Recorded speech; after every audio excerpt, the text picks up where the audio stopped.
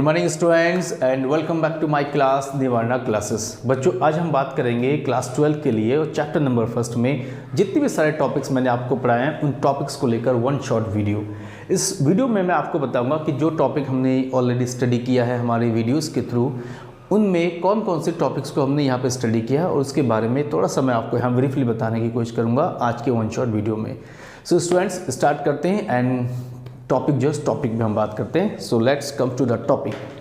तो देखिए स्टूडेंट्स सबसे पहले आप देख सकते हैं कि यहाँ पे चैप्टर नंबर फर्स्ट जो आपके पास है इलेक्ट्रिक चार्ज एंड फील्ड। ठीक है, इन सारे टॉपिक्स को पढ़ने के लिए आपको हमारे वीडियो के लास्ट तक बने रहना पड़ेगा और लास्ट तक बने रहने के लिए स्टूडेंट्स भूलिएगा मत कि सब्सक्राइब जरूर करें हमारे चैनल को निवारणा क्लासेस। ठीक है, so now the first topic of this video is first introductions of electrostatics. अब देखो स्टूडेंट्स यहाँ पर क्या है कि मैंने आपको बताया कि इंट्रोडक्शंस ऑफ इलेक्ट्रोस्टैटिक्स क्या होता है। इसके बारे में आपको याद होगा कि मैंने आपको बताया था फर्स्ट वीडियो में कि इलेक्ट्रोस्टैटिक्स क्या है, उसके बारे में क्या स्टडी करते हैं। इलेक्ट्रोस्टैटिक्स द एक्चुअल मीनिंग इसके बारे में क्या है कि जहाँ पर आपके चार्जेस क्या होते हैं रेस्ट फॉर्म पे होते हैं वो चीज़ें आपके पास क्या होते हैं इलेक्ट्रोस्टैटिक्स होती है। और जहाँ पे चार्ज आपके मोशंस पे होते हैं उसे हम कहते हैं यहाँ पे करंट इलेक्ट्रिसिटी। ठीक है, तो इंट्रोडक्शंस में हमने इसी बात को डिस्कशन किया था और इस बात को लेकर ये भी मैंने आपको बताया था कि जब हम कोई कार में बैठते हैं और कार में बैठने के बाद सडनली क्या होता है हम स्टॉप होते हैं, कार की विंडो को यानी कि डोर को जैसे ओपन करते हैं तो हमें क्या होता है इलेक्ट्रिक शॉक जो फीलिंग होती है। या उसके साथ ये भी बताया था कि जब भी हम सिंथेटिक ट्रैक या नायलॉन टी शर्ट्स को यूटिलाइज करते हैं तो उसमें एक स्पार्कल की आवाज़ ज़रूर आती है। ठीक, और उसके साथ एक और मैंने आपको एग्जांपल दिया था कि when you place inside the bus. ठीक है, जब आप बस के अंदर बैठे होते हैं प्लेस उनके सीटिंग पर तो क्या होता है कि जैसे हम जो हमारे पास रॉड होते हैं आयरन रॉड होते हैं उनको जैसे हम स्लिपिंग करते हैं या रबिंग करते हैं by your palm then you get feeling the electric shock again. So these three examples are the examples या introductions of electrostatics। ठीक है, already I told you in previous video। तो इसको मैंने इंट्रोडक्शंस ऑफ इलेक्ट्रोस्टैटिक्स के form पे लिया था और उसमें ये भी बात मैंने आपसे कही थी कि इसमें एक होता है फ्रिक्शनल इलेक्ट्रिसिटी जिसे हम नॉर्मली बोलते हैं स्टैटिक इलेक्ट्रिसिटी। इसलिए कहा था फ्रिक्शनल इलेक्ट्रिसिटी कि जो भी एग्जांपल यहाँ हो रहे हैं एक्चुअल में the main reason is discharge of electric charge. जब ये चार्जेस अपनी प्लेस से डिस्चार्ज होते हैं तभी ये सारी चीज़ें हमें क्या होती है हम इन चीज़ों को फील करते हैं। तो डिस्चार्ज तब होती है जब दो सरफेस एक दूसरे के साथ रबिंग फॉर्म पे होते हैं तो उनमें चार्जेस क्या होते हैं यहाँ पर चार्जेस का ट्रांसफॉर्मेशन होता है bye rubbing. So that's why electricity जो वहाँ पे प्रोड्यूस होती है उसे कहते हैं फ्रिक्शनल इलेक्ट्रिसिटी। ठीक है, तो वहाँ जो चार्जेस आपके प्रोड्यूस होते हैं तो वो फ्रिक्शनल इलेक्ट्रिसिटी के थ्रू होते हैं। उसी में एक टॉपिक और मैंने आपको यहाँ लिया था कि इलेक्ट्रिसिटी क्या है और इलेक्ट्रिसिटी के बारे में ये भी डिस्कशन की थी हम लोगों ने कि जब हम एक ऑब्जेक्ट्स को दूसरे ऑब्जेक्ट्स के साथ रबिंग करते हैं सो रबिंग करने के बाद क्या होता है कि एक ऑब्जेक्ट्स जब दूसरे लाइट ऑब्जेक्ट्स को अट्रैक्ट करती है so this process is called electricity.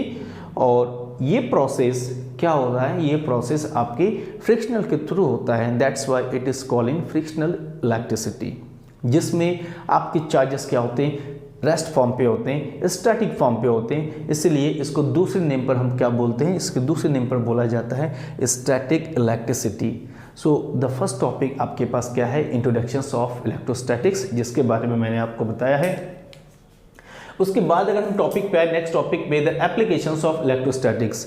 अब एप्लीकेशंस ऑफ इलेक्ट्रोस्टैटिक स्टूडेंट्स आप देख सकते हैं इस बोर्ड पर एप्लीकेशंस ऑफ इलेक्ट्रोस्टैटिक्स यानी कि जो इलेक्ट्रोस्टैटिक्स के बारे में आपने डिस्कशन किया है where it can be use. ठीक है, तो first of all you can use the path of the line charge of atomics. जो एटॉमिक होते हैं उनके path of the line charge वहाँ पे स्ट्रक्चर जो होता है फाइन स्ट्रक्चर एटॉमिक्स के वहाँ पर हम लोग इलेक्ट्रोस्टैटिक्स के एप्लीकेशंस को यूटिलाइज कर सकते हैं। ठीक है, सेकंड मैंने आपको ये भी बताया था कि जो हमारे पास ज़ेरॉक्स कॉपी होती है जो फोटो कॉपी होती है उन मशीनों में क्या होता है कि जो चार्जेस होते हैं उनका मूवमेंट जो होता है इलेक्ट्रोस्टैटिक्स के बेस पर होता है। ये मैंने आपको बताया था। साथ में ये भी बताया था कि जो लाउड स्पीकर्स होते हैं इलेक्ट्रिकल लाउड स्पीकर्स उनमें भी आपके चार्जेस जो होते हैं वो इलेक्ट्रोस्टैटिक्स के फॉर्म पे होते हैं। और उसके बाद मैंने आपको बताया था सबसे इम्पॉर्टेंट बात मैंने कही थी कि कैपेसिटर हमारे पास होते हैं स्पेशली इनमें भी क्या होता है कि इनमें भी इलेक्ट्रोस्टैटिक्स के फॉर्म होते हैं। और पाउडर कोटिंग के बारे में इसके बारे में भी बताया था कि ये एप्लीकेशन जो होते हैं वो इलेक्ट्रोस्टैटिक्स के एप्लीकेशंस होते हैं।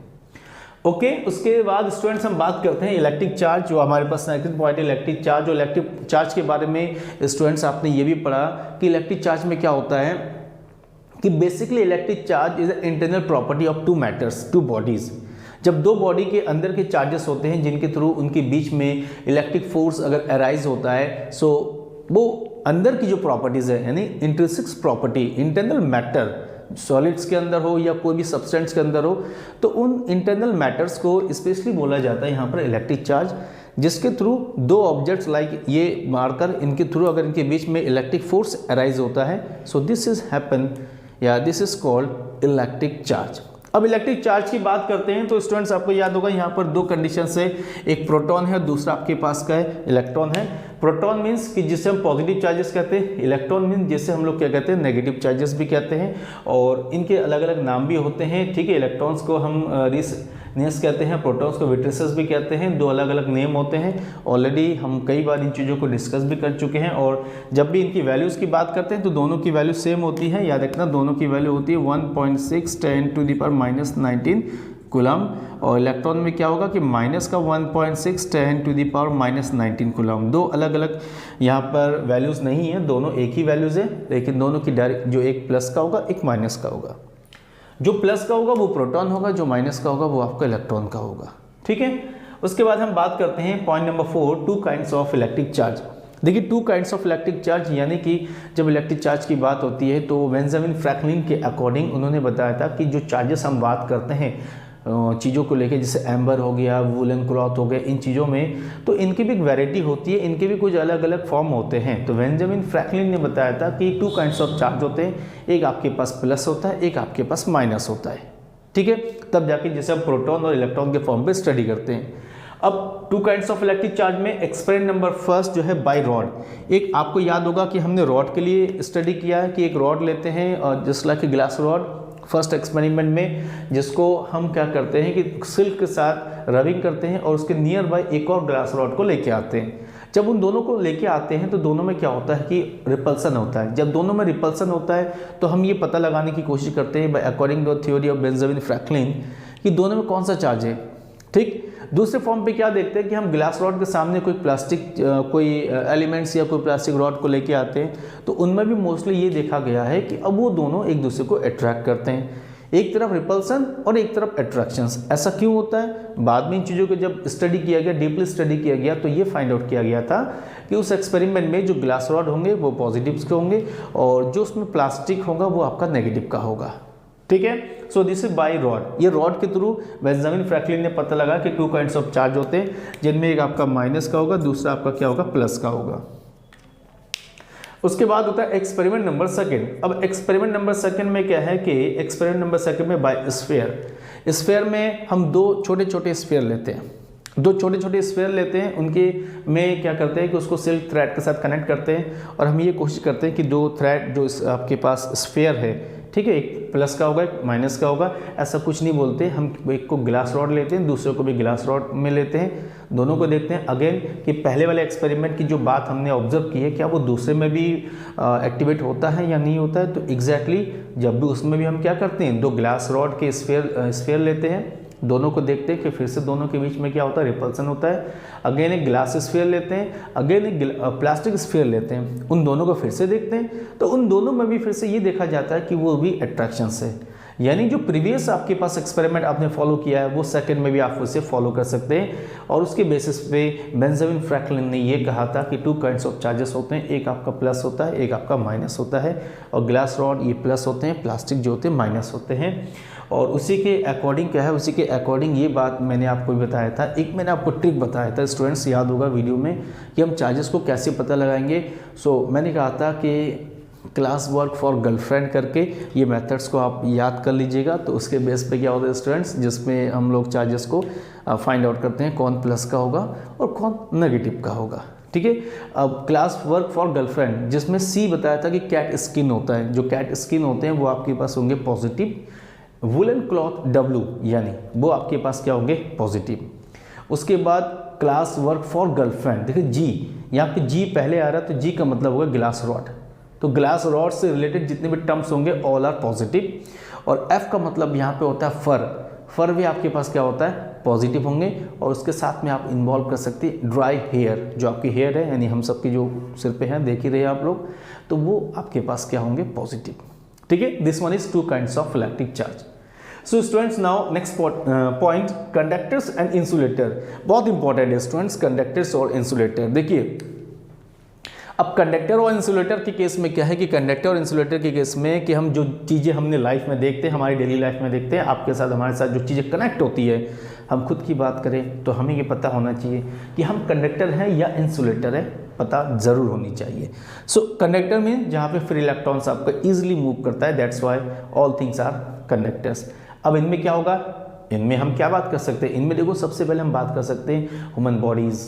ठीक है, आपके पास ग्रेफाइट, आपके पास आयरन रॉड, आपके पास कॉपर रॉड, आपके पास एल्युमिनियम वायर, ये जितने एलिमेंट्स होते हैं जिनमें इलेक्ट्रॉन को बहुत फ्रीली हम मूव कराते हैं, तो वो आपके पास होता है कंडक्टर्स।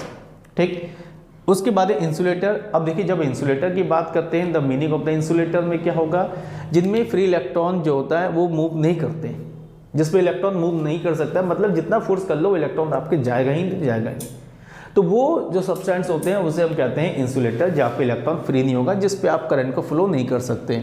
ठीक है, तो ये पोर्शंस कंडक्टर्स और दूसरा पोर्शंस आपके पास क्या होता है, यहाँ पर इंसुलेटर्स होते हैं।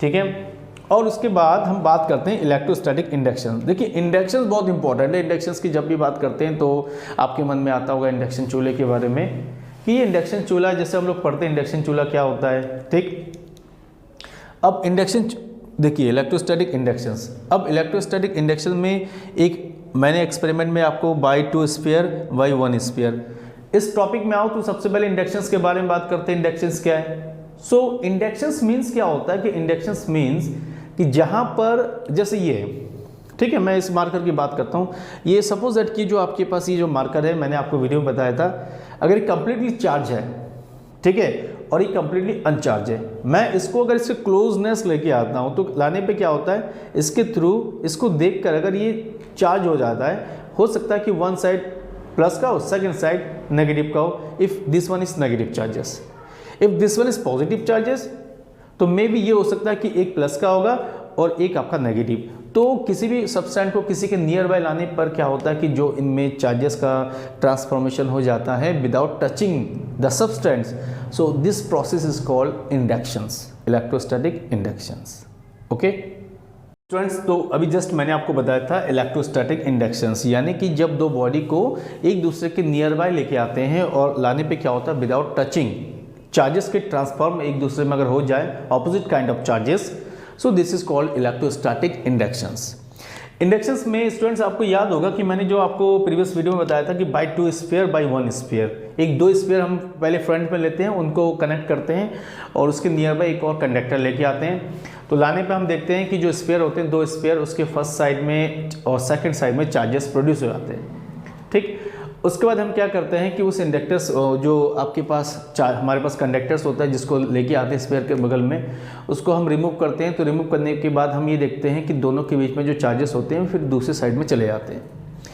उसके बाद क्या करते हैं कि उन दोनों स्फीयर को डिस्टेंस अगर हम लॉन्ग कर देते हैं तो जो भी चार्जेस उस स्फीयर में प्रोड्यूस होती है वो यूनिफॉर्मली क्या होती है, डिस्ट्रीब्यूट हो जाती है।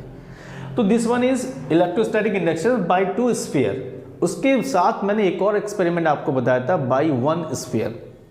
अब 1 स्फीयर पे क्या बताया था, 1 स्फीयर पे आपको याद होगा कि हम एक सिंगल स्फीयर लेते हैं और उसके फ्रंट में अगेन एक और हम कंडक्टर लेके आते हैं। तो स्फीयर के साथ एक और कंडक्टर लाने पे क्या होता है कि अगर आपका प्लस का कंडक्टर होगा तो स्फीयर के सामने नेगेटिव हो जाएगा, फर्दर साइड पॉजिटिव होगा, या कंडक्टर आपके पास अगर नेगेटिव का है तो स्फीयर का फर्स्ट साइड आपका प्लस हो जाएगा, दूसरा साइड आपका नेगेटिव हो जाएगा। फिर हम उस नेगेटिव साइड्स को अर्थ के साथ कनेक्ट करते हैं। आपको याद होगा वीडियो में अर्थ के साथ कनेक्ट करने पर क्या होता है कि जितने आपके इलेक्ट्रॉन्स होते हैं वो सारे अर्थ के पास चले जाते हैं। ठीक है, यानी कि अब क्या बचता है आपके पास कि वहाँ पे आपका कंडक्टर नेगेटिव और स्फीयर का वन साइड आपका पॉजिटिव।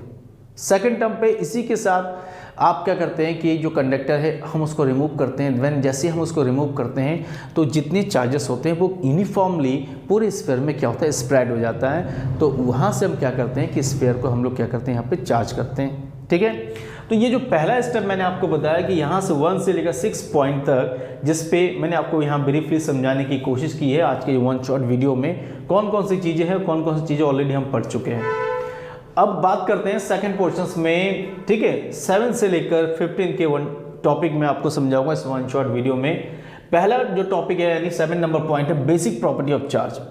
जब इतने सारी चीज़ें हम चार्ज के बारे में स्टडी कर रहे हैं तो बाकी सारी चीज़ें भी हमें स्टडी करना चाहिए। बाकी सारी चीज़ें क्या है, तो प्रॉपर्टी के कुछ नेचर्स होते हैं, कुछ वैल्यूज होते हैं और उनकी कुछ क्राइटेरिया होती है। तो जिसमें 3 कंडीशंस है। पहला आपके पास students additivity of electric charge, second है quantizations of electric charge and point number 3 है कंजर्वेशंस ऑफ इलेक्ट्रिक चार्ज। ये 3 कंडीशंस है जिसको मुझे अभी आपको जस्ट बताना है और प्रीवियस वीडियो में already I told you in deeply form. अब फर्स्ट आपके पास क्या है, first conditions additivity of charge. The meaning of additivity of charge students, the meaning of additivity of charge, मैंने कहा था नाम से क्लियर होता है। यहाँ पर नाम क्या है आपके पास, एडिटिविटी, और सेकंड कंडीशंस क्या है, ऑफ चार्ज। यानी कि अगर बहुत सारे बड़ा एक आपके पास पार्टिकल है, सिस्टम ऑफ पार्टिकल, उस सिस्टम ऑफ पार्टिकल में बहुत सारे अगर चार्जेस होते हैं 1 2 3 4 5 डॉट डॉट इन्फिनिटी तक या एन टर्म्स तक, तो उन सभी को जब आप एडिंग करते हैं तो सभी को ऐड करने पर जितना भी आपका सिंगल चार्ज होगा is equal to sum of all the individual charges, ठीक है। तो उसे हम क्या कहते हैं स्टूडेंट्स, उसे बोलते हैं एडिटिविटी ऑफ इलेक्ट्रिक चार्ज। यानी कि जितने चार्जेस आपके पास है उन सभी चार्जेस को आप क्या करेंगे, उन सभी चार्जेस को आप वहां पर ऐड करेंगे, उनका समिशंस करेंगे। जब आप उनका समिशंस करेंगे तो सारे समिशंस आपके पास बनेगा additivity of charge. Second condition है, जैसे सेकंड में आओ उससे पहले एक और इंफॉर्मेशन जो आपको साथ में शेयर करना चाहूंगा स्टूडेंट्स। चार्जेस जो होते हैं वो कभी भी आपके पास जीरो हो सकते हैं, लेकिन जो आपके पास मास होता है, जैसे हम कहते हैं sum of all the particles masses, तो उसमें क्या होता है कि मास कभी भी आपका जीरो नहीं होता है। चार्जेस एक पल के लिए आपके क्या हो सकते हैं, चार्जेस एक पल के लिए आपके जीरो हो सकते हैं, लेकिन जो मासेस होते हैं अगर मासेस का आप समीशंस करते हैं तो वो कभी भी जीरो नहीं होती है। ओके, अब हम सेकंड पॉइंट पे आते हैं, बेसिक प्रॉपर्टी ऑफ चार्ज का सेकंड पॉइंट जो हमारे पास है। सेकंड पॉइंट हमारे पास है क्वांटाइजेशंस ऑफ चार्ज। अब क्वांटाइजेशंस ऑफ चार्ज मोस्ट इंपॉर्टेंट है। क्वांटाइजेशन ऑफ चार्ज में माइकल फैराडे ने बताया था इसके बारे में और बहुत अच्छे तरीके से बताया था, जिसको मैंने वीडियो में बहुत अच्छे तरह से आपसे बताया था और शायद आप लोगों को बहुत याद भी होगा। Quantizations of electric charge, the meaning of the quantizations of electric charge means कि जो चार्जेस होते हैं अगर कहीं पे फ्लो करते हैं तो कोई ज़रूरी नहीं कि चार्ज कंटिन्यूसली यूनिफॉर्म रहे, चार्ज एक ही जैसा रहे, ऐसा कहीं जिक्र नहीं होता है by according to Michael Faraday. उन्होंने कहा था कि चार्ज में क्या होता है, charge flow in discrete form, यानी कि चार्ज अलग अलग तरीके से क्या होते हैं, फ्लो होते हैं। अब चार्ज अलग अलग तरीके से कैसे फ्लो होते हैं, जिसके लिए मैंने बताया था कि अगर एक कंडक्टर्स हैं, सपोज दैट कि उसमें सम कुछ इलेक्ट्रॉन्स हैं कुछ प्रोटॉन्स हैं, तो आप क्या करते हैं कि नंबर ऑफ प्रोटॉन्स अलग और नंबर ऑफ इलेक्ट्रॉन्स अलग, और उनको हम ऐड करते हैं। ऐड करने के बाद आपने देखा Q equal to N2 minus N1 into E, ये मैंने वीडियो में आपको बताया था, जिसके बेस पे हम बात करते हैं कि कहीं पे नेगेटिव तो कहीं पे प्लस, यानी देखिए डिफरेंशियबिलिटी, कहीं पे माइनस है तो कहीं पे क्या है, प्लस है। सो इसी को क्वांटाइजेशन ऑफ इलेक्ट्रिक चार्ज कहते हैं कि आप जितना समीशन निकालने की कोशिश करेंगे एडिटिविटी में, उसके बाद क्या होता है, कोई ज़रूरी नहीं कि सारे के सारे चार्जेस आपको एक जैसे मिलेंगे, आपको बाकी चार्जेस डिफरेंट भी मिल सकती है। So this is called quantizations of electric charge, यानी कि चार्ज डिस्क्रीट फॉर्म पे फ्लो होता है, ठीक है। अब स्टूडेंट्स उसके बाद हम बात करते हैं conservation of charge, most important है कंजर्वेशन ऑफ चार्ज। अब कंजर्वेशन ऑफ चार्ज में क्या है कि कंजर्वेशन यानी कि कंजर्वेटिव फॉर्म पे, जिस तरीके से आपने स्टडी किया एनर्जी के फॉर्म पे कि एनर्जी नाइदर भी क्रिएट और नाइदर इसको डिस्ट्रॉय, ना तो डिस्ट्रॉय कर सकते हैं ना इसको क्रिएट कर सकते हैं, ये ओनली आपका क्या होता है, ट्रांसफॉर्म होता है। It is transform to one form to another form, exactly same for the electric charge. हम चार्ज को कभी भी क्या कर सकते हैं, इसको डिस्ट्रॉय नहीं कर सकते, चार्ज को प्रोड्यूस नहीं कर सकते। चार्जेस भी क्या होता है, कहीं ना कहीं इनका ट्रांसफॉर्मेशन होता है, और इसके लिए स्पेशली मैंने आपको बताया था NaCl का एग्जाम्पल, कि जहाँ पे NaCl का एग्जाम्पल लेते हैं, आपका सोडियम पॉजिटिव आयन होता है, आपका क्लोरीन वहाँ पे क्या होता है, नेगेटिव आयन्स होते हैं, लेकिन लेफ्ट हैंड साइड और राइट हैंड साइड दोनों के चार्जेस क्या होते हैं, वहाँ पे इक्वल होते हैं। नंबर ऑफ चार्जेस जितना राइट हैंड साइड में होता है, नंबर ऑफ चार्जेस उतने लेफ्ट हैंड साइड में होते हैं, दोनों इक्वल होते हैं। और स्टूडेंट्स आपको याद होगा इसमें मैंने आपको बताया था कि अगर हम आइसोलेटेड सिस्टम की बात करते हैं कंजर्वेशन ऑफ चार्ज में, तो आइसोलेटेड सिस्टम में क्या होता है कि आपके चार्जेस जो होते हैं रिमेन कांस्टेंट होते हैं। एक आइसोलेटेड सिस्टम का मतलब है कि एक जैसा कोई अगर ऑब्जेक्ट्स आप लेते हैं, कोई एलिमेंट लेते हैं, तो उसके अंदर जितने चार्जेस होंगे वो कभी भी चेंज नहीं होंगे, वो एक ही जैसा रहेंगे। जैसे फॉर एग्जाम्पल मैंने ये बोर्ड लिया है, एक बोर्ड आपके पास का है, एक जैसा आइसोलेटेड है, तो इसके अंदर जो मैंने चीज़ें इन्वॉल्व की है वो एक ही जैसे रहेंगे, इनमें चेंजेस नहीं कर सकते क्योंकि ये बोर्ड के ऊपर हम चीज़ें राइट कर रहे हैं। ठीक है, तो सिमिलरली आइसोलेटेड का मतलब स्टूडेंट्स होता है जहाँ पे आपके चार्जेस क्या होते हैं, चार्जेस आपके चेंजेस नहीं होते हैं, और that's why it is calling conservation of electric charge. ठीक है, now come to the second point, the very important point in this topic and this video also, Coulomb's law of electric force. ये जानना बहुत ज़रूरी है, Coulomb's law of electric force. और Coulomb's law के हिसाब से मैंने आपको याद होगा बहुत अच्छी तरीके से आपको एक्सप्लेन किया था कि एक्चुअल में कैसे आया। इनके मन में ये सोच आई कि अगर हम दो मासेस को लेते हैं, जब उनको आपस में देखते हैं तो उनके बीच में क्या होता है कि फोर्सेस होते हैं उनके बीच में। जब उनके बीच में फोर्सेस होते हैं तो क्या क्या चार्ज को, इलेक्ट्रोस्टैटिक चार्ज की बात जो हम डिस्कशन कर रहे हैं, इनके अंदर कोई फोर्स हो सकता है? इनके अंदर फोर्स कैसे होगा, किस तरीके से होगा, किस टाइप में होगा, उसके लिए कूलम्ब्स ने एक टॉर्जन बैलेंस करके फॉर्मेट बनाया था। टॉर्जन बैलेंस में उस पर क्या किया, वायर के साथ एक सिंगल रॉड को लगाया था, आयरन रॉड, और उस पर दो साइड में दो स्फीयर रखे थे इक्वल अमाउंट ऑफ चार्जेस के। तो उसमें देखा गया जब इक्वल अमाउंट के चार्जेस है तो चार्ज क्या करते हैं कि वन साइड से दूसरी साइड में क्या होता है, उनका डिस्ट्रीब्यूशन हो जा रहा है, नहीं चार्ज का डिस्ट्रीब्यूशन हो जा रहा है। अगर एक चार्ज क्यू है, दूसरा वहाँ पे भी क्या होगा, दोनों में इक्वली डिस्ट्रीब्यूशन होगा, Q/2। उसके बेसिस पे ये बात कही गई थी कि दो चार्जेज जो होते हैं उनके बीच में भी क्या होता है, एक इलेक्ट्रिक फोर्स होता है, और जो इलेक्ट्रिक फोर्स होता है वो चार्ज के प्रोडक्शंस के डायरेक्टली प्रोपोर्शनल होता है। ठीक, पॉइंट नंबर फर्स्ट ये बात उसमें कही गई थी। और दूसरी बात ये थी कि जो चार्जेस के बीच जो डिस्टेंस होती है, यानी उनके बीच में जो फोर्स लगता है, वो फोर्स आपके पास डिस्टेंस के इन्वर्सली प्रोपोर्शनल होता है। ठीक है, ये चीज़ मैंने आपको ऑलरेडी उसमें बताया था। उसके बाद जब दोनों को कंबाइन करते हैं तो कंबाइन करने के बाद finally F is equal to 1/4 pi epsilon naught Q1 Q2 upon R²। ये टॉपिक हमने स्टडी किया था, जहां पर मैंने ये बताया था students 1/4 pi epsilon naught is equal to a constant K। ठीक, मैंने बताया था ये कांस्टेंट होता है K, और इसकी वैल्यू मैंने आपको बताई थी 9 × 10⁹ ठीक है, ये वैल्यू उस पे होती है आपके पास न्यूटन मीटर स्क्वायर पर coulomb square, the value of 1/4 pi epsilon not. ठीक, अब उसके साथ क्या है, इन चीज़ों को बताने के बाद जहाँ पे हम नॉट लगाते हैं, स्टूडेंट याद रखना कि नॉट का मतलब वहाँ पर क्या होता है कि हम वैक्यूम की बात कर रहे हैं, और जहाँ पे एप्सिलॉन में से हम नॉट हटा देते हैं तो याद रखना कि उसकी हम बात करते हैं कि ये मीडियम पर है। तो एक बार फोर्स वैक्यूम पर, एक बार फोर्स मीडियम पर, इन दोनों का रेशियो जब निकालते हैं तो उसमें डाइलेक्ट्रिक कांस्टेंट को फाइंड आउट करते हैं, K एप्सिलॉन नॉट R, जिसे कहते हैं रिलेटिव परमिटिविटी।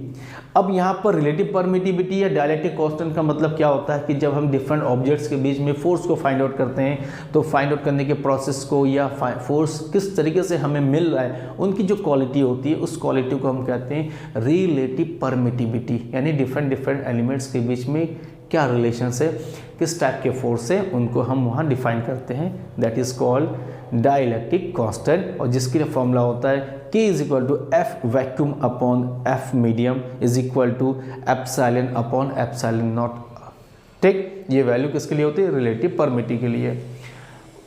उसके बाद students Coulomb's law in vector form, एक बहुत ही इंपॉर्टेंट टॉपिक था आपके पास यहाँ पर, Coulomb's law in vector form. Coulomb's law in vector form पे क्या था कि जो भी हम चार्जेस की बात करते हैं कि वो चार्जेस वेक्टर है या स्केलर, ये भी हमें देखना पड़ेगा। और चार्जेस जो एक फिक्स डिस्टेंस पे है, इनकी जो वैल्यूज़ है, क्या वो यानी जो डिस्टेंस है वो वेक्टर फॉर्म पे पॉसिबल है या नहीं है, उसके लिए भी मैंने आपसे कहा था कि कूलम्ब्स लॉ जो आपने स्टडी किया था here, F is equal to 1/4 pi epsilon naught Q1 Q2 upon R²। इनको वेक्टर फॉर्म पर रिप्रेजेंट करने के लिए याद होगा कि हमने दो चार्जेस लेते हैं और उनको पर्टिकुलर जो डिस्टेंस है वो उसमें रखा था, साथ में हमने वेक्टर फॉर्म पे इन्वॉल्व किया था, डिस्टेंस को इन्वॉल्व किया था। चार्ज बिकॉज स्केलर क्वांटिटी है तो चार्ज को वेक्टर में पॉसिबल तो है नहीं, तो दैट्स वाई हमने वहाँ पे जो लिया था कंडीशंस, वो क्या लिया था, हमने डिस्टेंस के फॉर्म पे वेक्टर लिया था। अब उसमें क्या कि जब उसको सॉल्व किया, सॉल्व करने के बाद एक कंडीशन आया कि F is equal to 1/4 pi epsilon naught Q1 Q2 upon R² into R unit vector. ठीक है। जो r यूनिट वेक्टर हमने केस लिया था वो आपके पास क्या था, वो आपके पास था Coulomb's law in vector form, यानी कि कूलम्ब्स लॉ को भी वेक्टर फॉर्म पे रिप्रेजेंट एब्सोल्युटली हम उसको कर सकते हैं, ठीक। Now point number 10, principle of superposition. अब now principle of superposition means the principle of superposition of electric force, यानी कि फोर्स को लेके प्रिंसिपल ऑफ सुपरपोजिशन क्या है। कभी भी जब भी हम बात करते हैं the principle of superposition, exactly the meaning of the principle of superposition is the summations of all the charges. अगर हम चार्ज की बात करेंगे, the summations of all the forces if you are talking about the force, ठीक है। हम force की बात करेंगे तो इन सबको सम करना, चार्ज की बात करेंगे इन सबको सम करना, this the exactly meaning of principle of superpositions. So students, I think आपको इन चीज़ों के बारे में समझ में आ रहा होगा कि मैं प्रिंसिपल ऑफ सुपरपोजिशंस के बारे में क्या कहना चाहता हूँ। उसमें जो भी हमारे पास फोर्सेस होते हैं, हम 2 फोर्सेस को आपस में कनेक्ट करें, हम 3 फोर्सेस को कनेक्ट करें, हम n नंबर ऑफ फोर्सेस को कनेक्ट करें, तो उन सारे चार्जेस को लेके जितना भी आपका फोर्स बनेगा उन सभी फोर्स को आपस में ऐड करना ही आपका क्या बनता है, आपका यहाँ बनता है प्रिंसिपल ऑफ सुपरपोजिशंस, ठीक है। अब प्रिंसिपल ऑफ सुपरपोजिशन जनरली मैंने बताया कि अब इसमें क्या हो सकता है कि आप सिंगल 2 चार्जेस की बात कर सकते हैं, आप 2 से मोर चार्जेस की बात कर सकते हैं, आप यहाँ पे 2 3 4 5 6 ऐसे करके up to n number of charges की बात कर सकते हैं। और जितने चार्जेस होंगे उन चार्जेस के बीच में जितना भी फोर्स होगा उन सभी फोर्स को जब आप ऐड कर दोगे तो आपको यहाँ क्या मिलेगा, आपको यहाँ पे मिलेगा principal of superposition of electric force, ठीक है। नाउ अब हमारे पास जो है इंपॉर्टेंट जो टॉपिक है स्टूडेंट्स, सो इंपॉर्टेंट टॉपिक आपके पास क्या है, this one is electric field is a very important.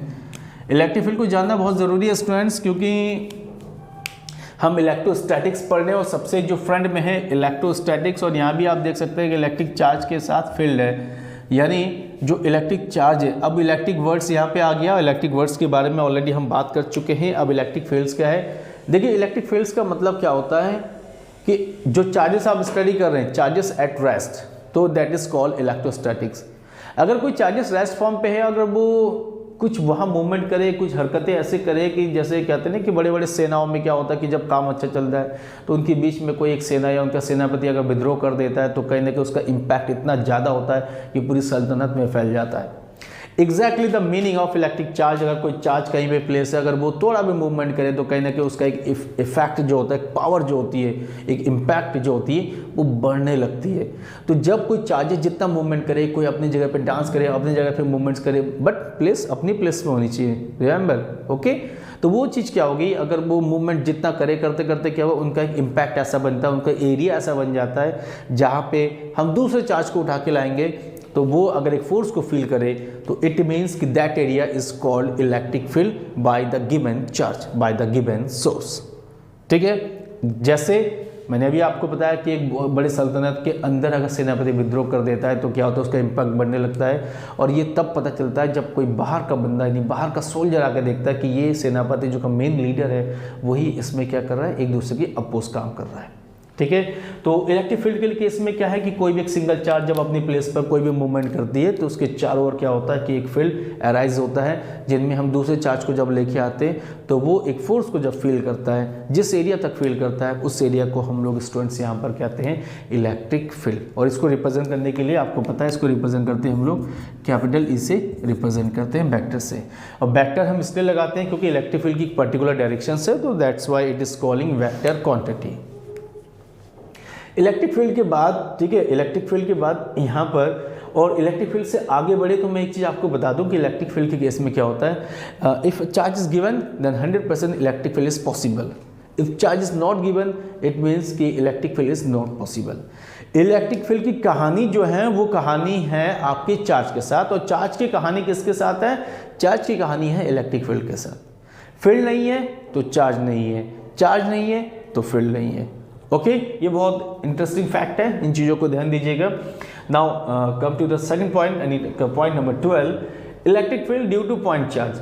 अब इलेक्ट्रिक फील्ड अपने प्लेस पर है, अगर मुझे उस चार्ज को उठा के कहीं बाहर लेके जाना है या उस चार्ज को किसी बाहर वाले चार्ज के साथ कनेक्ट करना है तो इलेक्ट्रिक फील्ड क्या होगा, ये उसी टाइप में है कि जब सल्तनत में के राजा है और दूसरे राजा के साथ अगर वो मिलना चाहे तो दोनों के बीच में क्या रिलेशन है, exactly same meaning electric field due to point charge. यानी कि एक चार्ज आपके घर में है, दूसरा चार्ज आपके दूसरी सल्तनत में है, उनके बीच में कैसा रिलेशन होना चाहिए, कैसा इलेक्ट्रिक फील्ड बनना चाहिए, वो यहाँ पर बात हम लोग करते हैं। तो इलेक्ट्रिक फील्ड जो होता है ड्यू टू पॉइंट चार्ज, और इसके लिए आपको पता है मैंने फॉर्मूला बताया था, E = 1/4 pi epsilon not Q divided by R square. ठीक है, सो हमारे पास फॉर्मूला क्या होता है electric field due to system of charge के लिए, ड्यू टू पॉइंट चार्ज के लिए 1/4 pi epsilon not Q upon R square. Okay students, उसके बाद है electric field intensity by 2 point charge, यानी बाय 2 पॉइंट्स के चार्ज के साथ आप इसमें इन्वॉल्व कर सकते हैं, बाय 3 भी आप कनेक्ट कर सकते हैं, बाय 3 आप n पॉइंट चार्ज भी आप इसमें क्या कर सकते हैं, कनेक्ट कर सकते हैं।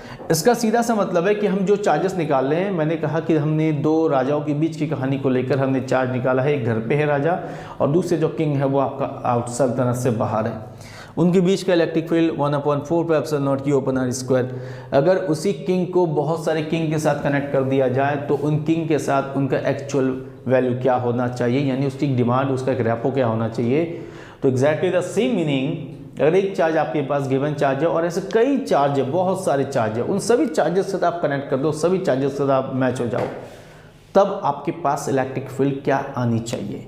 Then the actual meaning of electric field, तो वहाँ पर उस वीडियो में, प्रीवियस वीडियो में मैंने आपको एक्सप्लेन किया था कि जो E की वैल्यू हम लोग निकालते हैं, E = जब connectivity of the different charges, connectivity of the different positions vectors, so E = 1/4 pi epsilon not. ठीक है, समीशन में मैंने लिया था, याद होगा, समीशंस R = I से लेकर या 1 से लेकर कहाँ तक N होगा, तो वहाँ पे N तक, that is QI upon RI। ये हमने बात उस पर की थी, RI को हमने रिप्लेस भी किया था, जस्ट आपको याद होगा RI - R1 करके, अगर हम एक सिंगल चार्ज को कंसिडर करेंगे। सेम काइंड फॉर और भी चार्जेस होते हैं, उनको भी हम कंसिडर करते हैं, जिससे इलेक्ट्रिक फील्ड हम लोग 2 या 2 से ज़्यादा चार्जेस को हम लोग निकालते हैं।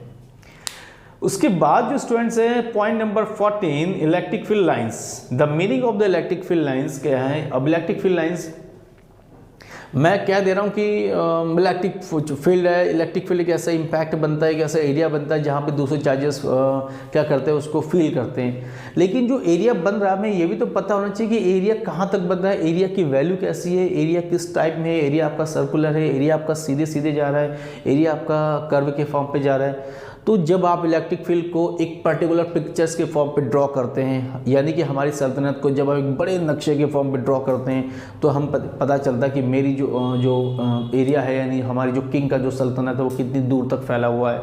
Just like Ashoka, king Ashoka, जो ग्रेट हमारे पास हमारे वॉरियर थे, हमारे किंग थे, जिनकी सल्तनत पूरे इंडिया में फैली हुई थी। एग्जैक्टली हम यहाँ बात कर रहे हैं यहाँ पर इलेक्ट्रिक फील्ड लाइन्स, यानी कि आपका जो इलेक्ट्रिक फील्ड है, जो चार्जेस के थ्रू आपका इलेक्ट्रिक फील्ड बन रहा है, उसको पिक्चर के फॉर्म पे उसको एक ड्रॉ कैसे करेंगे, वो चीज़ कैसी होनी चाहिए। जैसे हम कोई चीज़ इमेजिनेशंस करते हैं, क्योंकि चीज़ें इमेजिनेशंस का ही तो खेल है। अब इलेक्ट्रिक फील्ड इंटेंसिटी है, जिससे आपने ये स्टडी किया। अब इलेक्ट्रिक फील्ड लाइंस है। इलेक्ट्रिक फील्ड लाइंस क्या है? इलेक्ट्रिक फील्ड लाइंस आपकी इमेजिनेशंस है, आपका परसेप्शन है कि वो चीज़ें ऐसी बननी चाहिए, वो इलेक्ट्रिक फील्ड ऐसी बननी चाहिए। जिसके फॉर्म पे मैंने आपको क्या बताया था, जिसके फॉर्म पे मैंने आपको बताया था कि इलेक्ट्रिक फील्ड लाइन जो होता है वो आपकी इस टाइप में कर्व की लाइन पे है, आपकी स्ट्रेट लाइन पे भी है। ठीक है, सो इलेक्ट्रिक फील्ड लाइंस में भी कर्व में भी स्ट्रेट। जहाँ कर्व है वहाँ पे हम टेंजेंट्स ड्रॉ कर सकते हैं, और जहाँ टेंजेंट्स ड्रॉ करेंगे वहाँ पे एक पर्टिकुलर डायरेक्शंस ड्रॉ कर सकते हैं। ठीक, इलेक्ट्रिक फील्ड लाइंस में। So electric field lines means the actual line of force which is draw the directions of electric field. जो इलेक्ट्रिक फील्ड के डायरेक्शंस को रिप्रेजेंट करें, पिक्चर्स के फॉर्म पे ड्रॉ करें, उस लाइंस को हम कहते हैं इलेक्ट्रिक फील्ड लाइंस। जिसके अंदर कुछ प्रॉपर्टीज डिस्कशन किए थे कि प्रॉपर्टीज में क्या होता है, electric field lines is always arise positive to negative. First of all, जो भी इलेक्ट्रिक फील्ड लाइंस है वो हमेशा पॉजिटिव यानी कि प्लस से नेगेटिव की ओर क्या होते हैं, प्लस से नेगेटिव की ओर वो अराइज होते हैं।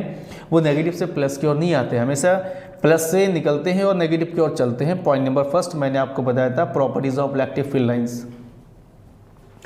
उसके बाद इसमें एक और प्रॉपर्टीज आपको बताई थी कि two lines is never intersect to each other is a very important topic. ठीक है, कई बार मैंने आपको बताया और वीडियो में मैंने कई बार बार जोर देके बताया था कि स्टूडेंट जो दो लाइनें होती हैं वो कभी भी एक दूसरे को कट नहीं करते हैं। अगर वो एक दूसरे को कट करेंगे तो वहाँ पे एक डायरेक्शंस को रिप्रेजेंट करना पड़ेगा।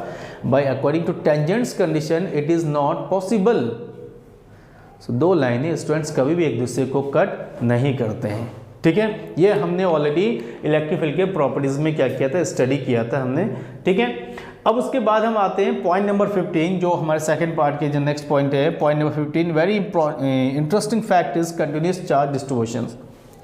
अब देखिए जितने भी हम बात कर रहे हैं यहाँ पर जो चार्जेस है वो आपका रेस्ट फॉर्म पे कहीं ना कहीं सिचुएटेड है। अब क्या करते हैं कि उसी चार्ज को उठा के किसी के ऊपर डाल दो ऐसे करके। अब किसी के ऊपर डाल देते हैं, डालने पे वो कैसे डिस्ट्रीब्यूट होता है, ऐसी बात यहाँ पर आपको करनी है कंटिन्यूस चार्ज डिस्ट्रीब्यूशंस पर। ठीक है, अब जो था आपका जो राजा था वो घर के अंदर है, यानी कि आपकी सल्तनत के अंदर था, उस सल्तनत से बाहर निकलना है, अपने आप को फैलाना है, जैसे the great king of India, महान अशोका।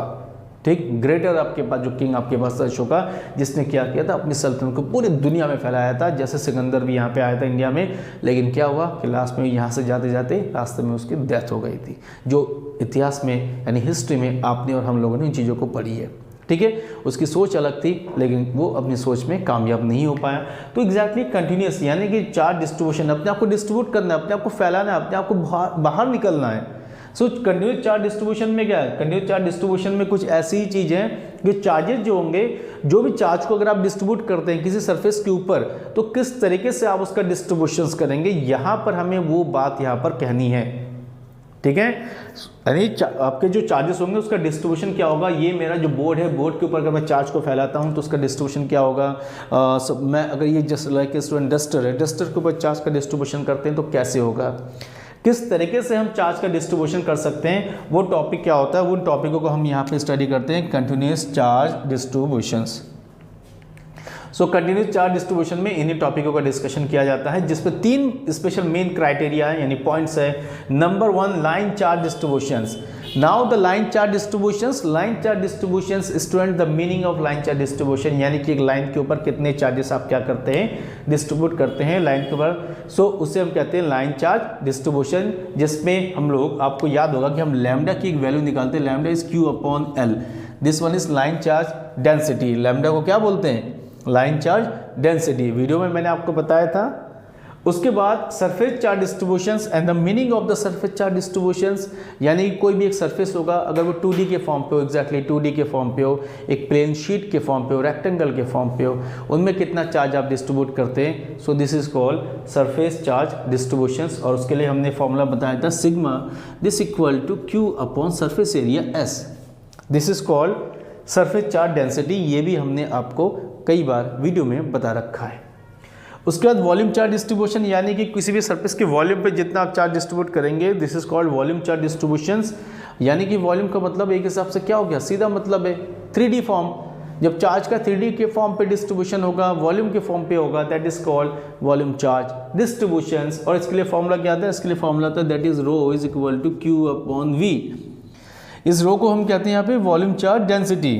ठीक है, तो कंटिन्यूस चार्ज डिस्ट्रीब्यूशंस यानी कितना अपने आप को डिस्ट्रीब्यूट करना, कितना अपने आप को फैलाना है। 3 तरीके से स्टूडेंट्स मैंने आपको यहाँ बताया है, line charge distribution and surface charge distributions, ये मैंने आपको यहाँ पर बताया है। उसके बाद चलते हैं और भी बहुत सारे इंपॉर्टेंट जो टॉपिक है हमारी आज के इस 1 शॉट वीडियो के लिए, उसको भी हम डिस्कशन करते हैं। ठीक है, फटाफट उनको भी हम यहाँ पर कंप्लीट करते हैं। ओके, अब यहाँ पे बात करेंगे हम लोग यहाँ पर इलेक्ट्रिक डाइपोल और डाइपोल मोमेंट। ठीक है, प्रीवियस वीडियो में जस्ट मैंने आपको बताया था कि इलेक्ट्रिक डाइपोल क्या होता है, डाइपोल मोमेंट क्या होती है। डाइपोल का मतलब यहाँ पर क्या होता है कि अगर आप 2 चार्जेस लेते हैं जो इक्वल होंगे लेकिन डायरेक्शंस आर अपोजिट्स होंगे, उन चार्जेस को जब हम क्या करते हैं फिक्स डिस्टेंस पर रखते हैं, so this is called electric dipole. और डाइपोल के लिए मैंने आपको एग्जांपल बताया था, HCl बताया था, CH3 COOH बताया था, आपके पास C2H5OH बताया था। These are the examples of electric dipole, जिनमें क्या होते हैं कि चार्जेस फिक्स डिस्टेंस पर होते हैं लेकिन वो इक्वल अमाउंट के होते हैं ऑपोजिट डायरेक्शंस में। उसके साथ एक और जो टर्म्स है, वो टर्म्स स्टूडेंट आप यहाँ देखिए, वो टर्म्स आपके पास है डाइपोल मोमेंट। यानी डाइपोल मोमेंट का मतलब यहाँ पर क्या था कि डाइपोल मोमेंट का यहाँ मतलब था कि जो चार्जेस हम लोग यहाँ पर ले रहे हैं, हमारे पास एक चार्जेस क्या है आपके पास प्लस क्यू है, दूसरा चार्जेस आपके पास माइनस क्यू है, उनको जब आप फिक्स डिस्टेंस पर रख रहे हैं तो उनके बीच में रिलेशंस है वो क्या होनी चाहिए, वो हमने यहाँ बात की थी। और उसको आपको याद होगा P is equal to 2QL करके यहाँ डिस्कशन किया गया था डाइपोल मोमेंट। यानी कि डाइपोल मोमेंट का मतलब होता है the productions of either charge into distance between 2 charge. दो चार्जेस के बीच की डिस्टेंस और उन दोनों में से कोई एक चार्ज अगर आप लेते हैं, उनका जब प्रोडक्शंस करते हैं, मल्टीप्लिकेशंस करते हैं, तो वो सिस्टम आपके पास बनता है इलेक्ट्रिक डायपोल मोमेंट। और उस डायपोल मोमेंट का सिंबल क्या होता है? डायपोल मोमेंट का सिंबल होता है स्टूडेंट्स हमारे पास P। P के ऊपर वेक्टर लगाते हैं बिकॉज PE हमारे पास क्या है? वेक्टर कंडीशंस है एरो लगाने के बाद। उसके बाद जो इंपॉर्टेंट है डायपोल के लिए, इलेक्ट्रिक फील्ड बाय डायपोल। अब इलेक्ट्रिक फील्ड अगर आपको निकालना है, इलेक्ट्रिक फील्ड निकालने के लिए डायपोल से आप कैसे निकालेंगे? तो उस सिचुएशन में हमारे पास दो केसेस होते हैं। Number 1 case is axial point and number 2 is equatorial point. अब एक्सियल पॉइंट का मतलब एक सीधी लाइन पे अगर एक्सिस पे चलेंगे, एक सिंगल एक्सिस पे आप चलिए, स्ट्रेट लाइन पे चलिए, तो वहाँ पे आपके पास इलेक्ट्रिक फील्ड का फॉर्मूला क्या होना चाहिए? इस चीज़ को भी हमने डिस्कशन किया था और मैंने वहाँ पे फाइंड आउट भी किया था कि E vector is equal to, यानी कि E is equal to 1/4 pi epsilon naught 2p/r³। हमने इन चीज़ों को फाइंड आउट किया था with the help of dipole in axial line. ठीक है, एक्सियल लाइन के बाद इंपॉर्टेंट है आपके पास इक्वेटोरियल पॉइंट। इक्वेटोरियल का मतलब होता है कि हम वर्टिकली कैसे निकालेंगे। हॉरिजॉन्टल के बाद अगर आप वर्टिकल निकालें, जैसे ये आपका डायपोल मोमेंट है, अगर आप उसको ऐसे करके रखते हैं यानी कि ये वर्टिकल फॉर्म पे, तो यहाँ पर आपको इलेक्ट्रिक फील्ड निकालना है। और इसमें आपने एक नया केस भी पढ़ा था, डायरेक्शंस के तरीके से स्टडी किया था कि डायरेक्शंस के तरीके से हम क्या बात करते हैं। सो इक्वेटोरियल पॉइंट पे क्या होता है, इसके लिए formula E is equal to 1/4 pi epsilon naught p/r⁻3। ये आपके पास electric field due to dipole on equatorial point. Okay, दो पॉइंट मैंने जस्ट अभी आपको समझाया स्टूडेंट्स इलेक्ट्रिक फील्ड को डायपोल को लेकर। एक आपका एक्सियल पॉइंट पर, इसके लिए वैल्यू बताया, और दूसरा आपके पास इक्वेटोरियल पॉइंट, इसके लिए भी मैंने आपको क्या, इसकी वैल्यूज मैंने आपको बताई है। उसके बाद हम चलते हैं torque on a dipole in electric field. अब क्या है कि जब आपने डायपोल है, डायपोल का सीधा सा मतलब है एक माइनस एक प्लस, उसको अगर आप एक यूनिफॉर्म इलेक्ट्रिक फील्ड में रखते हैं तब क्या होता है डायपोल के ऊपर, यानी कि चार्जेस के ऊपर क्या चीज़ें होती है, उस पर बेसिस है इलेक्ट्रिक टॉर्क। अब स्टूडेंट क्या होता है कि जैसे आपको याद होगा कि वीडियो में मैंने बताया था कि डायपोल को अगर आप ऐसे रखते हैं यूनिफॉर्म इलेक्ट्रिक फील्ड के साथ, तो इन डायपोल्स पे यानी कि प्लस चार्जेस पे और माइनस क्यू चार्जेस पे क्या होते हैं, डिफरेंट काइंड ऑफ फोर्स लगते हैं। ये दोनों फोर्स लगते हैं लेकिन इनकी वैल्यूज तो इक्वल होती है, डायरेक्शंस क्या होते हैं, ऑपोजिट्स होते हैं। तो उसके बेसिस पे देखा जाए तो इनका टोटल फोर्स आपके पास 0 होता है। बट यहाँ पे क्या है कि आपकी कंडीशंस अगर हम चेंजेस करते हैं तो कंडीशन चेंजेस करने पर यहाँ क्या होता है कि वो दोनों फोर्स जो होते हैं वो मिलकर एक टॉर्क को इन्वेंट करते हैं, वो क्रिएट करते हैं एक टॉर्क। उस टॉर्क का काम क्या होता है कि डायपोल को फील्ड होता है जो इलेक्ट्रिक फील्ड, उसके पैरेलल आइदर उसके एंटी पैरेलल करना होता है। ठीक है, तो याद रखना उस जो डायपोल है यानी जो फोर्सेस है वो फोर्स मिलके एक टॉर्क को कंसिस्ट करते हैं, और कंसिस्ट करने के बाद इस टॉर्क का काम होता है कि आपके डायपोल को इलेक्ट्रिक फील्ड के पैरेलल करे, आइदर इलेक्ट्रिक फील्ड के एंटी पैरेलल करे। ओके, अब इन चीज़ों के बाद जब हम उसको और डिस्कशन करते हैं, डिस्कशन करने के बाद आपको याद होगा स्टूडेंट्स कि हम इस टॉपिक में निकालते हैं torque equal to PE sin theta. जो मेन एक्सप्रेशन होता है torque equal to PE sin theta हम लोग यहाँ पर फाइंड आउट करते हैं। और उस फाइंड आउट करने पर दो क्राइटेरिया हम लेके चलते हैं, दो स्पेशल केस हम लेके चलते हैं। एक होता है 0 डिग्री पर, एक होती है आपके पास 90 डिग्री पर। जब भी sin 0 की बात करेंगे तो वहाँ पर आपकी वैल्यूज जो होती है 0 मिलती है, बिकॉज sin 0 की वैल्यू 0, यानी कि आपका फोर्स वहाँ पे, आपका टॉर्क वहाँ पर क्या है, मिनिमम है। और जब हम बात करते हैं कि जो डायपोल होगा वो इलेक्ट्रिक फील्ड के साथ अगर 90 डिग्री पर है, सो 90 डिग्री पर टॉर्क की वैल्यू क्या होती है, PE sin 90, और sin 90 की वैल्यू होती है यहाँ पर 1। So torque equal to P, यानी कि मैक्सिमम केस यहाँ पर होता है टॉर्क की वैल्यू। ठीक है, ये है torque on a dipole in electric static field. Now point number 19। So point number 19 में क्या है कि पॉइंट नंबर 19 में electric field due to ring on the axis. अब क्या है कि इलेक्ट्रिक फील्ड अगर हम निकालते हैं एक रिंग के लिए ऑन द एक्सिस, यानी कि अगर एक रिंग है आपके पास x y z लीजिए और उस किसी भी एक्सिस पे एक रिंग को उठा के रख दो और वहाँ से एक पर्टिकुलर पॉइंट पे इलेक्ट्रिक फील्ड क्या होना चाहिए। इससे प्रीवियस में जस्ट आपने स्टडी किया electric field due to point charge, electric field due to principle of superposition of many charges, electric field due to dipole, axial point and equatorial point. लेकिन यहाँ बात कुछ अलग है। यहाँ बात क्या है स्टूडेंट्स, यहाँ पर बात है कि electric field due to ring on the any axis, यानी कि एक रिंग होगा, जैसे ये मेरे हाथ में आप देख सकते हैं, इस रिंग को अगर निकाल के मैं किसी एक्सिस पर रख दूँ तो वहाँ पे इलेक्ट्रिक फील्ड क्या होनी चाहिए, ये हमें इस पर बात करनी है। तो इसके लिए भी हम वीडियो में मैंने आपको समझाया था, और वीडियो में मैंने ये भी कहा था कि जो electric field due to ring का फॉर्मूला होता है that is equal to 1/4πε0 Qx/x² + a² / 3/2। और यहाँ पर मैंने बहुत जोर देके बोला था, आपको इंपॉर्टेंट बोला था कि this is one the key point, कि आपके पास किसी रिंग के अंदर इलेक्ट्रिक फील्ड E की वैल्यू 0 भी हो सकती है। और ये तब कहा था कि जो डिटर्मिनेशन पॉइंट होता है हमारे पास P पॉइंट, जब उसको उठाकर सीधे रिंग के अंदर हम डाल देते हैं तो वहाँ पर कोई वर्क नहीं होता है, कंडीशंस नहीं होता है, वहाँ पर x की वैल्यू 0 हो जाती है। और उसके बेसिस पे किसी भी रिंग के अंदर, स्पेरिकल के अंदर, हॉलो के अंदर इलेक्ट्रिक फील्ड 0 होता है। हमें इसी टॉपिक से वो चीज़ें मिलती है, और मैंने आपको बार बार जोर देके कहा था स्टूडेंट्स कि इस चीज़ों को याद कर लीजिएगा। नाउ उसके बाद देखिए ये सारी चीज़ होने के बाद, ठीक है, यहाँ तक तो हमने स्टडी कर लिया, सब चीज़ हमने स्टडी कर लिया, लेकिन ये जो पॉइंट्स है ना, नेक्स्ट पॉइंट, ये बहुत ही इंपॉर्टेंट पॉइंट्स है, बिकॉज ये गॉस है। यहाँ पर एक अलग ही फॉर्मेट अब स्टडी करेंगे आप इस फॉर्मेट में। इससे प्रीवियस जो फॉर्मेट मैंने एक दो जितने भी आपको पॉइंट नंबर 19 तक एक्सप्लेन किया वन शॉट वीडियो में, ये सारे पॉइंट्स अलग थे, but right now these are the points very different, because यहाँ पे गॉस की बात होगी। सबसे पहले एरिया वेक्टर और उसके साथ में इलेक्ट्रिक फ्लक्स की बात करूंगा मैं। अब एरिया वेक्टर का मतलब क्या है, सिंपली कई बार एक्सप्लेन किया, एरिया वेक्टर का मतलब होता है किसी भी एरिया को जब उसको वेक्टर फॉर्म पे रिप्रेजेंट करते हैं तो उसका डायरेक्शन जो होता है सरफेस के नॉर्मल होता है, जिसे हम कहते हैं नॉर्मल, यानी paper, normal to the paper. For example students, मैंने आपको ये भी समझाया था कि सपोज दैट कि अगर हमारे पास ये एक सरफेस है, प्लेन शीट है, अगर मुझे इसका क्या निकालना है, एरिया वेक्टर निकालना है, तो मैं इस एरिया में एक सेलेक्ट करूंगा कि मेरे पास एरिया वेक्टर ये है, तो उसका डायरेक्शन हमेशा बाहर की ओर जाएगा, जिसे हम नॉर्मल कहते हैं।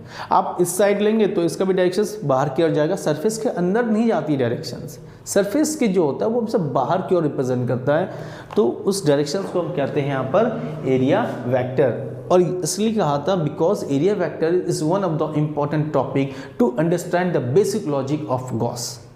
गॉस के बेसिक लॉजिक को स्टडी करने के लिए हमें एरिया वेक्टर को पढ़ना बेहद जरूरी होता है, और कई बार हम चीज़ों को डिस्कस कर चुके हैं, ठीक है। तो इसी के साथ कनेक्ट है one more topic is electric flux and the meaning of the electric flux. देखना उस वीडियो में, प्रीवियस वीडियो उठा के देखना, तो मैंने आपसे कहा था इलेक्ट्रिक फ्लक्स का मतलब आपके पास होता है यहाँ पर कि जैसे आप इलेक्ट्रिक फ्लक्स पढ़ेंगे वैसे आपके पास मैग्नेटिक फ्लक्स भी पढ़ेंगे। अब इलेक्ट्रिक फ्लक्स का मतलब है जैसे ये सरफेस आपके पास वाइट बोर्ड है, इस बोर्ड में अगर बहुत से लाइन ऐसे क्रॉस करते हुए चले जाए, यानी सम काइंड ऑफ फ्लो, जैसे नदियों में क्या होता है पानी फ्लो होती है, सी में आपका वाटर, ये सारी चीज़ क्या होती है फ्लो होती है।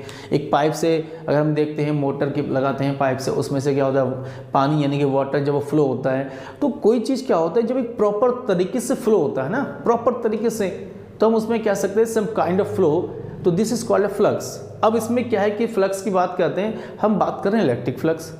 अब इलेक्ट्रिक फ्लक्स में स्टूडेंट्स क्या है कि अगर some kind of electric lines is passing through the surface continuously, so this all the lines is called electric flux. More and more lines, it means the electric flux is more strong. जितनी कम लाइनें होगी electric flux उतनी ही आपकी कम strong होगी, यानी बहुत week बनती जाएगी।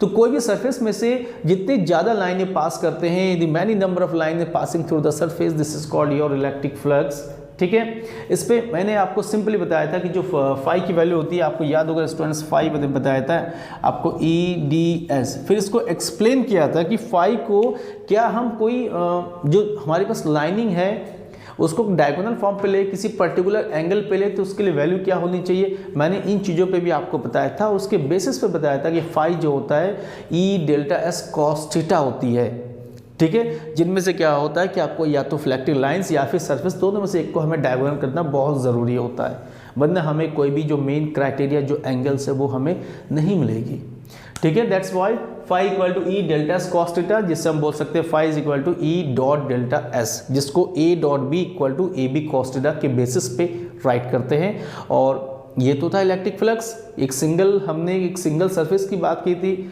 ऐसे अगर बहुत सारे सरफेस हो किसी भी मेन अगर शीट्स में, कोई भी पार्टिकल में, कोई भी ऑब्जेक्ट्स में, if suppose that there are many small areas vector, then total electric flux, so then total electric flux phi is equal to remember students, then phi is equal to integration E delta S. ये चीज़ मैंने आपको यहाँ पर बताया था video में कि अगर बहुत सारे आपके पास छोटे छोटे एरिया वेक्टर हैं तब उनके लिए इलेक्ट्रिक फ्लक्स की वैल्यू क्या होनी चाहिए, टोटल इलेक्ट्रिक फ्लक्स होनी चाहिए phi equal to integration E D S.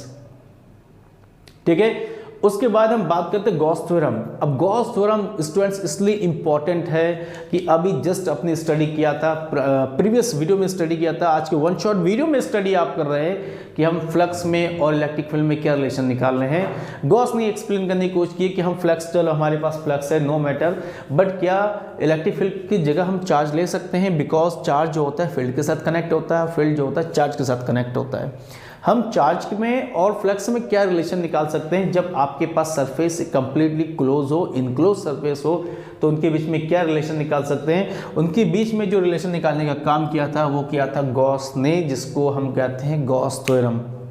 According to Gauss theorem, Gauss ये कहता है कि फाई जो होता है, जो फाई किसी भी सरफेस के अंदर अगर चार्जेस इन्वॉल्व होते हैं, बहुत सारे चार्जेस अगर अंदर होते हैं, तो चार्जेस जो होता है क्यू अपॉन एप्सिलॉन नॉट होता है। यानी कि उस टाइम की आपकी जो फ्लक्स होती है प्रीवियस फ्लक्स वाले कंडीशन से चेंज मिलेगी, आपको डिफरेंट मिलेगी, रिफ्रेश फॉर्म पे मिलेगी आपको, जिसमें क्या आता है कि phi equal to Q upon epsilon not. ठीक है, so these are Gauss law. ठीक है, इस सरफेस के लिए ये हमारे पास क्या है, this is Gauss law, phi is equal to Q upon epsilon nought. Okay, अब इसमें कुछ क्राइटेरिया भी मैंने आपको बताया था प्रीवियस वीडियो में, याद होगा कि गॉस ये कहता है, गॉस के लिए जो क्या कहते हैं सरफेस, यानी सरफेस के स्ट्रक्चर यानी कि जो पर्टिकुलर शेप पे डिपेंड नहीं करता है। गॉस लॉ कहता है कि हमारे पास जो बॉडी है वो किसी भी शेप में बन सकती है, कोई ज़रूरी नहीं कि आपके एक फाइनाइट फॉर्म पे हो, कि वो आपका स्क्वायर फॉर्म पे हो, आपका लाइन हो, आपका सिलेंड्रिकल फॉर्म हो, वो इरेगुलर शेप में भी पॉसिबल है। ठीक है, गॉस क्या कहता है, बॉस वो ये कहता है कि जो गॉस लॉ है वो किसी भी शेप में पॉसिबल है, स्ट्रक्चर पे वो डिपेंड नहीं करता है। कुछ बात गॉस में ये नहीं कही थी कि जो भी हम चार्ज बॉडी लेते हैं, बॉडी के अंदर जितने चार्जेस होते हैं, अगर अंदर बहुत सारे चार्जेस होते हैं या एक सिंगल चार्ज हो, तो वो सिंगल चार्ज पूरे बॉडी को रिप्रेजेंट करेगा, या उस बॉडी के अंदर बहुत सारे चार्ज हो तो उनका समीशन जो होगा उस बॉडी के चार्ज को रिप्रेजेंट करेगा। यानी कि सरफेस के अंदर जितने चार्जेस होंगे, चाहे सिंगल चार्ज हो या मैनी चार्जेस हो, वो सारे के सारे जो कंडीशंस होंगे, चार्जेस होंगे, उस बॉडी के एक चार्ज के रिप्रेजेंटेटिव के फॉर्म पे वो काम करेगा। This is according to Gauss law. साथ में ये भी बताया था स्टूडेंट कि गॉस लॉ में जो भी सरफेस गॉस के लॉ को फॉलो करते हैं that is called Gaussian surface. In either case में मैंने आपको बताया था कि if any particular point the electric field intensity is same at every point belonging to the particular surface, this is called Gaussian surface। कोई भी surface के एक पर्टिकुलर डिस्टेंस पे अगर एवरी पॉइंट पे इलेक्ट्रिक फील्ड इंटेंसिटी सेम होती है, so this is called your Gaussian surface. ठीक है, ये गॉस ने आपको बताया था, और गॉस ने ये भी कहा था कि उसके लॉ के थ्रू आप इलेक्ट्रोस्टैटिक्स के इलेक्ट्रिक फील्ड के टर्म्स को भी आप डिफाइन कर सकते हैं, which is already I write here applications of Gauss law, जिसको मैंने अभी राइट किया प्रीवियस वीडियो में। स्टूडेंट्स आपने स्टडी किया था कि हम गॉस के चीज़ों को कहाँ का यूटिलाइज कर सकते हैं, तो गॉस ने इन चीज़ों को बात की है। नेक्स्ट पॉइंट मैंने आपको बताया था students, proof of the Gauss law. क्या गॉस लॉ को प्रूव करना पॉसिबल है, तो एग्जैक्टली यस, गॉस लॉ को प्रूव करना पॉसिबल है। और याद होगा कि मैंने इसके लिए क्या लिया था, मैंने एक ऐसे सर्कुलर लिया था, ऐसे सेंटर पॉइंट से बाहर करके, आपको याद होगा। ठीक है, ds vector, electric field vector, point O पे चार्ज और यहाँ पे r वेक्टर करके, जिसमें हमने गॉस लॉ को प्रूव किया था। गॉस लॉ को प्रूव करने के बाद क्या फाइंड आउट किया था, गॉस लॉ को प्रूव करने का फाइंड आउट किया था phi is equal to Q upon epsilon not. ठीक है, इसको फाइंड आउट किया था, और बेसिकली मैंने एक सर्कल लिया था, बड़ा सा सर्कल लेके उन चीज़ों को बहुत अच्छे से एक्सप्लेन किया था। उसके बाद हम बात करते हैं student applications of Gauss law. Now applications of Gauss law, applications of Gauss law का मतलब है कि जो आपकी एप्लीकेशंस है, यानी कि जो गॉसेस लॉ है, गॉस के लॉ को हम कहाँ कहाँ यूटिलाइज कर सकते हैं, जिसके थ्रू गॉस ने ये कहा था कि by using the Gauss law we can find the electric field, we can find the electrostatic forces conditions. ठीक है, हम इलेक्ट्रोस्टैटिक्स में जो इलेक्ट्रिक फील्ड है उसको कैसे फाइंड करेंगे, एप्लीकेशंस ऑफ गॉस लॉ में इन चीज़ों को बताई गई है। जिसके लिए पॉइंट नंबर फर्स्ट स्टूडेंट्स देखो, पॉइंट नंबर फर्स्ट क्या है यहाँ पे, electric field in a line, यानी कि कोई इनफाइनाइट हम लाइन चार्ज लेंगे यहाँ पर। ठीक है, इनफाइनाइट लाइन चार्ज लेंगे तो उसके लिए गॉस ने ये बताया था कि उस इनफाइनाइट लाइन चार्ज, जैसे ये हमारे पास मार्कर है, इसके ऊपर एक और लगा दो, ठीक है, इसके ऊपर एक और लगा दो, उसके ऊपर एक और लगा दो, ऐसे अगर लंबी एक वायर एक कंडक्टर है तो उनमें हम क्या कर सकते हैं, उनमें हम इलेक्ट्रिक फील्ड निकाल सकते हैं। वो पॉसिबिलिटी इलेक्ट्रिक फील्ड में पहले नहीं थी, लेकिन गॉस के लॉ को लगाने के बाद आप उस लाइन चार्ज के लिए, इनफाइनाइट लाइन चार्ज के लिए गॉस से आप इलेक्ट्रिक फील्ड निकाल सकते हैं। और निकालने के लिए आपको याद होगा स्टूडेंट्स की एक लंबी लाइन लेते हैं, पर्टिकुलर पॉइंट लेते हैं कहीं भी, जहाँ पे हम लोग क्या करते हैं, सिलेंड्रिकल शेप बनाते हैं और वहाँ पर हम गॉस के थ्रू फील्ड की वैल्यू निकालते हैं। और फील्ड की वैल्यू क्या होती है, फील्ड की वैल्यू होती है हमारे पास E = 1/2πε0 Q अपॉन यहाँ पर R करके, सॉरी वहाँ पे λ/R होता है, Q को रिप्लेस कर देते बाद में, Q = λL से, सो L से L यहाँ पे कैंसिल हो जाता है, तो 1/2πε0 λ/R जो वैल्यूज होती है वो होती है electric field for infinite line charge. ठीक है, अब अगर it is possible for the line charge, so can it is possible for the infinite plane sheet, can it is possible for the parallel plates, can it is possible for the spherical shell? Exactly, of course it is possible in another way. For another way we can discuss here E for infinite sheet, यानी कि electric field जो होता है infinite sheet के through भी हम possibilities कर सकते हैं। अब पॉसिबिलिटीज करने के लिए इनफाइनाइट प्लेन शीट मैंने आपको उसमें बताया था, फिर से भी बता रहा हूँ स्टूडेंट्स कि अगर हम एक प्लेन शीट ऐसे करके लेते हैं तो क्या होता है कि जब पॉजिटिव चार्ज आप डिस्ट्रीब्यूट करते हैं, यहाँ करते हैं, तो ऑब्वियसली वो यहाँ भी होगा, 2D के फॉर्म पे होता है। यहाँ से एरिया वेक्टर अगर बाहर की ओर जाता है डायरेक्शन, तो उसका एरिया वेक्टर यहाँ से बाहर की ओर जाएगा, जो वैल्यूज़ यहाँ बनेगी वही वैल्यूज़ यहाँ भी बनेगी। ये चीज़ मैंने प्रीवियस वीडियो में आपको समझाया था। तो उसके बेसिस पे क्या होता है, जब E की वैल्यू निकालते हैं तो वहाँ पर 2 आपके पास EA बनता है, एक लेफ्ट में बनता है, एक आपका राइट साइड में बनता है। और जब उनको सॉल्व करते हैं तो E की वैल्यू आपको क्या मिलती है, E की वैल्यू मिलती है आपको σ/2ε0। सिग्मा की वैल्यू अगर 0 से ग्रेटर है तो पॉजिटिव चार्जेस होते हैं, सिग्मा की वैल्यू अगर 0 से लेस देन है इट मीन्स कि नेगेटिव चार्जेस होते हैं। ये भी क्राइटेरिया मैंने उसमें इन्वॉल्व किया था, लास्ट के वीडियोस में भी आपको मैंने यहाँ पे बताया था कि इनफाइनाइट शीट के लिए E की जो वैल्यू है वो है σ/2ε0। सपोज दैट कि इन केस अगर हम जो शीट ले रहे हैं फाइनाइट शीट, अगर वो प्लेन फॉर्म पे है और वो फाइनाइट फॉर्म पे है, इससे पहले हम इनफाइनाइट की बात कर रहे हैं, अगर वो फाइनाइट फॉर्म पे है तो आपको क्या करना पड़ेगा स्टूडेंट्स, आपको ज़्यादा इसमें मेहनत नहीं करनी पड़ेगी, आपको वहाँ करना पड़ेगा E = σ/ε0, जो 2 होता है वो वहाँ से रिमूव हो जाती है फॉर फाइनाइट शीट। नेक्स्ट है E फॉर इनफाइनाइट शीट, ठीक है, सेम और पैरेलल प्लेट्स। अब प्लेट्स के लिए बात करते हैं, जैसे ये 2 प्लेट्स अगर हम लेते हैं तो इनके लिए आपके पास क्या है, इलेक्ट्रिक फील्ड क्या होनी चाहिए with the help of Gauss law. ये थोड़ा सा आपको टफ पड़ जाता है बिकॉज इसमें समझाना ही पड़ता है काफ़ी सारी चीज़ों को, जिनमें क्या होता है हम पहले क्या ले रहे हैं, ऑपोजिट का, इसमें पहले हम ले रहे हैं सेम प्लेट्स, यानी कि अगर ये प्लस है तो ये भी प्लस का, अगर ये माइनस है तो ये भी माइनस का, इस टाइप में हम लेके चलते हैं। इन दोनों कंडीशंस पे अलग अलग सिचुएशन में चलते हैं। इसके 3 क्राइटेरिया हमने लिया था, पहला होता है फर्स्ट रीजन, बीच में होता है सेकंड रीजन और सबसे लास्ट में क्या होता है थर्ड रीजन। ठीक है, सिग्मा हम लेते हैं बिकॉज प्लेट्स की बात हो रही है। तो 3 कंडीशंस पे अलग अलग तरीके से हम लोग क्या करते हैं, यहाँ पर E की वैल्यू निकालते हैं और जिसमें R यूनिट वेक्टर लेते हैं, जो सबसे मेन इसमें जो अहम होता है, सबसे मेन जो कहते हैं किरदार कहते हैं, जिस हिसाब से वो किरदार किसका होता है, R यूनिट वेक्टर का होता है, मेन उसका प्ले होता है, यहाँ पर रोल प्ले होता है। उसके बेसिस पे हम क्या करते हैं, इलेक्ट्रिक फील्ड के डायरेक्शंस को लेते हैं, जो R यूनिट वेक्टर के डायरेक्शन में होते हैं उनको प्लस में लेते हैं, जो R यूनिट वेक्टर के ऑपोजिट डायरेक्शंस में होते हैं उनको हम नेगेटिव के फॉर्म पे लेते हैं। ठीक है, 3 क्राइटेरिया में हम इलेक्ट्रिक फील्ड की बात उसमें कर चुके हैं ऑलरेडी। सेम है आपके पास पैरेलल प्लेट्स में। अब पैरेलल प्लेट्स का मतलब सेम है, पैरेलल प्लेट्स का मतलब यहाँ पे एक हिसाब से होगी ऑपोजिट्स। ठीक है, अब ऑपोजिट्स में क्या है कि अगर आप प्लेट्स में जैसे एक प्लेट्स यहाँ पे प्लस हो जाएगा स्टूडेंट्स और एक प्लस माइनस, इनके फर्स्ट सेकंड और ये आपका हो जाएगा थर्ड, इन 3 रीजन पे आपको इलेक्ट्रिक फील्ड निकालना होता है, जो मैंने सेम एंड पहले प्लेट्स में आपको बताया है कि 3 रीजन में हम इलेक्ट्रिक फील्ड निकालते हैं। ऑपोजिट में भी क्या होगा कि एक आपका प्लस का होगा, एक आपका क्या होगा माइनस का होगा, इनमें हम क्या करेंगे, इनमें हम इलेक्ट्रिक फील्ड को निकालेंगे 3 स्पेशल अलग अलग क्राइटेरिया में। उसके बाद स्टूडेंट सबसे लास्ट का जो टॉपिक है हमारे आज के वीडियो के और हमारे चैप्टर नंबर 1 में 1 शॉट वीडियो में, electric field for spherical shell. एक स्पेरिकल शेल के लिए इलेक्ट्रिक फील्ड आप कैसे निकाल सकते हैं, तो स्पेरिकल शेल के लिए 3 कंडीशंस मैंने यहाँ पे एक्सप्लेन किया था कि आप अगर कोई भी सर्कुलर स्फीयर लेते हैं, so you can find 3 different electric field at 3 different points. How?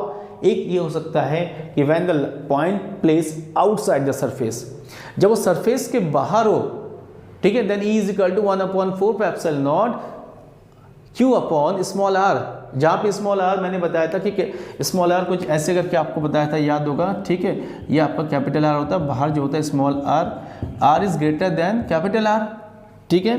पहला पॉइंट ये बताया था।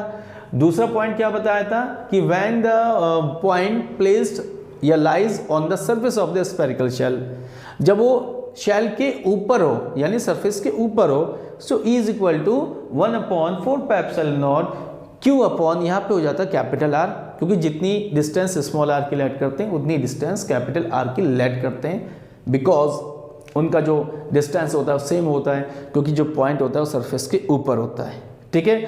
और सबसे लास्ट में जो टर्म्स है इसमें इंपॉर्टेंट, मैंने आपको कई बार कहा था और एकदम कहते हैं ना कि दबे आवाज में मैंने कहा था कि जब आपका कोई भी point inside the shell, inside the conductor होता है, तो वहाँ पे according to Gaussian surface electric field is always electric charge is always zero. जब गॉसियन सरफेस के अकॉर्डिंग अंदर आपका चार्ज अगर जीरो में होगा तो सीधा सा मतलब है कि वहां पे इलेक्ट्रिक फील्ड आपका जीरो होगा। जब चार्ज जीरो होगा सो इलेक्ट्रिक फील्ड भी क्या होगा, जीरो होगा।